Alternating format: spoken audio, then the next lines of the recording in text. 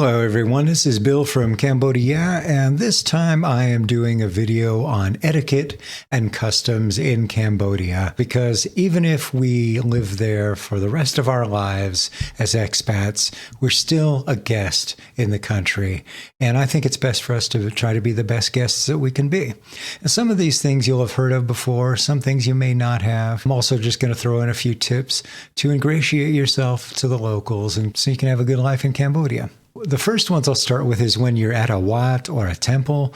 These are the most strict of the rules, so I may as well get them out of the way first. If you go to a wat, then you want to take off your shoes. That's also the case when you go to someone's house if you're invited, and at some businesses.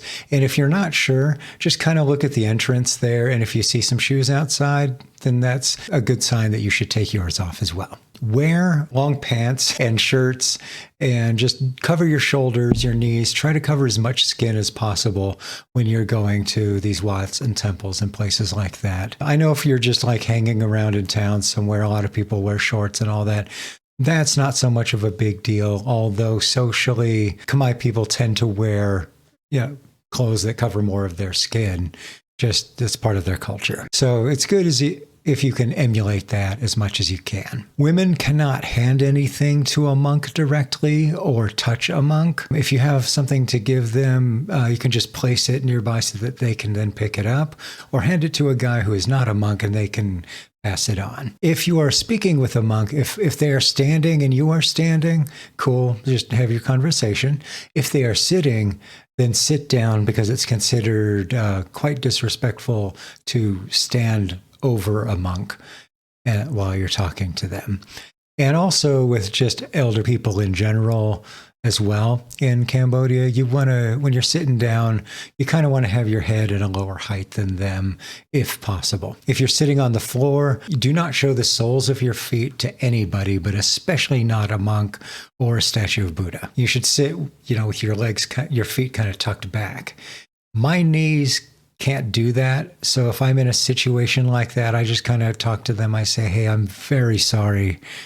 My knees, I cannot sit down like that. Is it okay if I sit in a chair? And generally they're understanding about that. I didn't just do what I want and assume. I politely asked and explained why. So Khmer people are generally pretty accommodating and understanding, as long as you communicate. Do not touch any of the Buddha statues or the altars there. If you're going to like a market and you're getting a little Buddha statue or an altar or something like that to bring to your apartment or to send back home or something like that, that's fine. That's what those are for. But the ones that are actually in the ruins and the temples, just don't touch. If you're invited to someone's home, again, take off your shoes. It's nice to bring a small gift, like some fruit, some flowers, pastries, sweets, treats, something small and sweet. It doesn't have to be expensive, just a little treat or something nice for them. If it comes from your home country, it's even more special, but it doesn't have to. Take off your hat when you enter their home. Also, it is considered hospitality in Cambodia for people to offer you food and or drink, and you should not refuse it, even if you don't want it, even if you're full and just don't want any. Accept it, and then all you have to do is take a sip and or a bite of the food, and that's it. You have fulfilled your social obligation in that situation there. Just don't refuse it outright. And obviously don't show the soles of your feet to them. In general, etiquette. There's the sompai, which is the greeting with the hands together in a little bow. You don't have to do that everywhere you're going. If somebody doesn't do it to you, then don't worry about it. Though it's definitely a good idea to do with monks and with elders. If anyone gives you the sompai, then return it. If you greet an elder person, everyone else you bring, you just keep the hands kind of here, at chest level. If it's an elder, then you just kind of bring your fingertips just up to the chin. If it's a monk or a statue of Buddha, you bring it right up here and you do the bow. Do respect local laws as well. Whatever laws you have in your home country do not apply in Cambodia.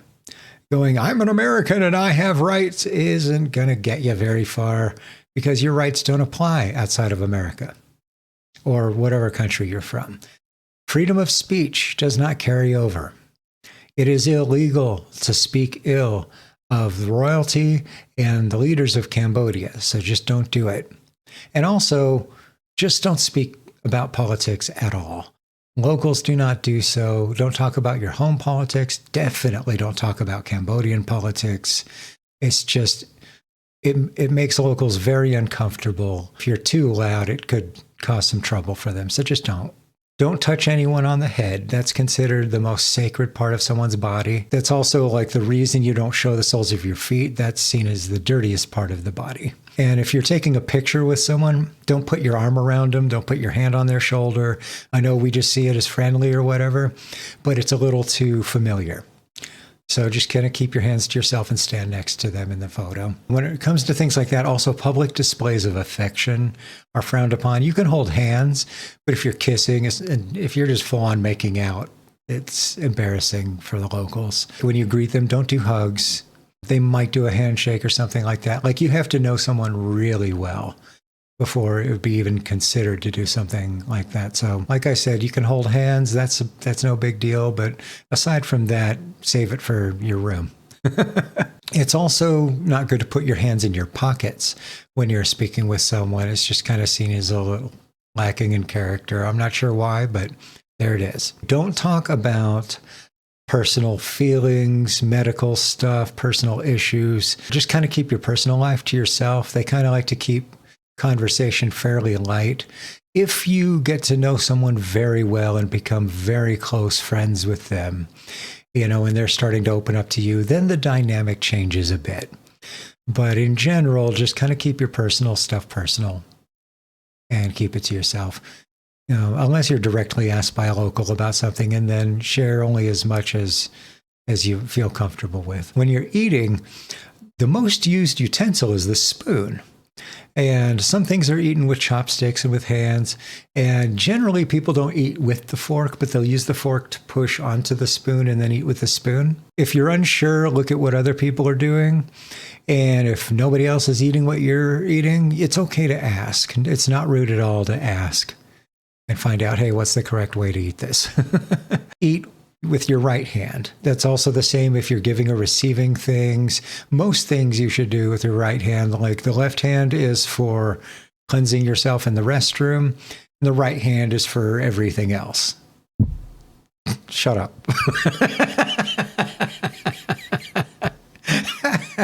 Do not raise your voice or become visibly angry to people.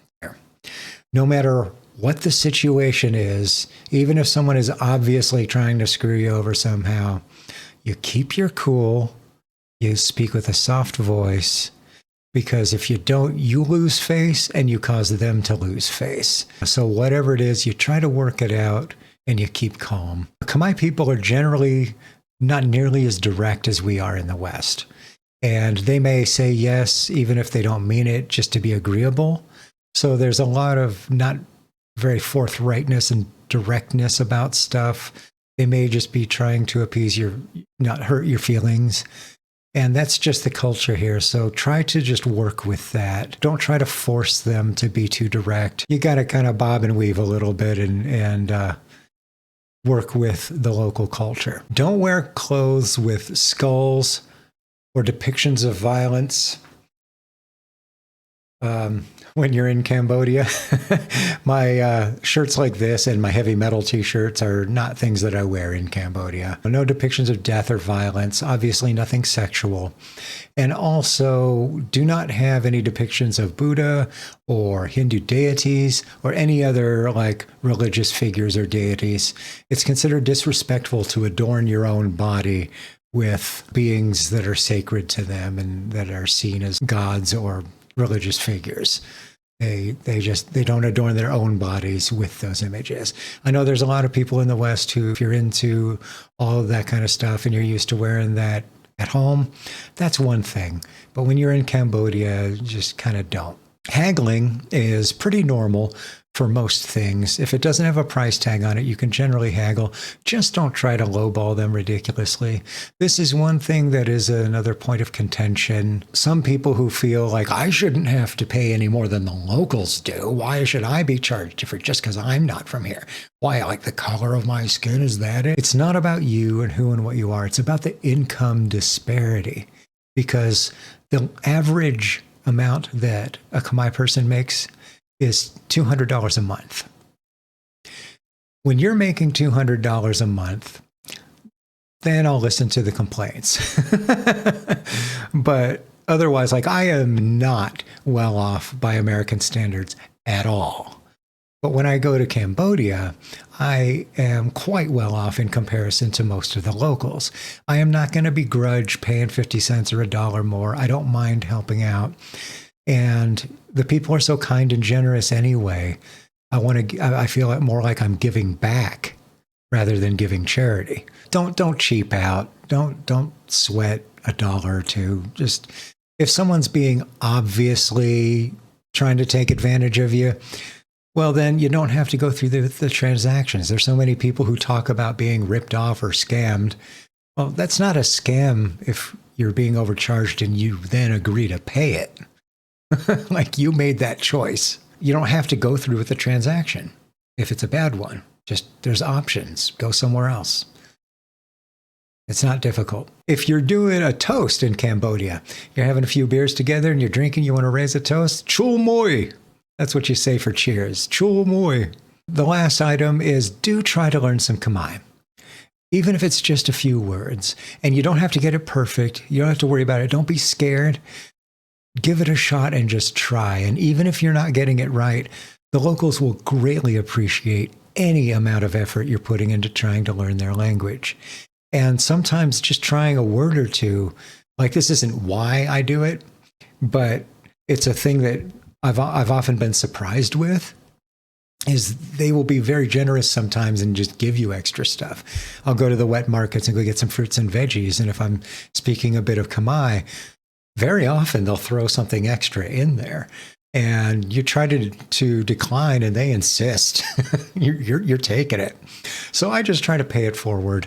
And if I'm taking a Grab or a Pass app or something like that, or I'm going somewhere else, then I'll just tip a little extra to try to pay it forward. I want to help out.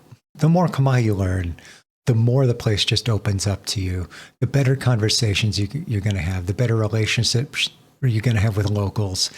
It helps in so many ways. So I hope that you found this helpful. If there's anything else you'd like me to cover, please tell me, and I'll do my best. I would very much appreciate a like or a subscribe or both.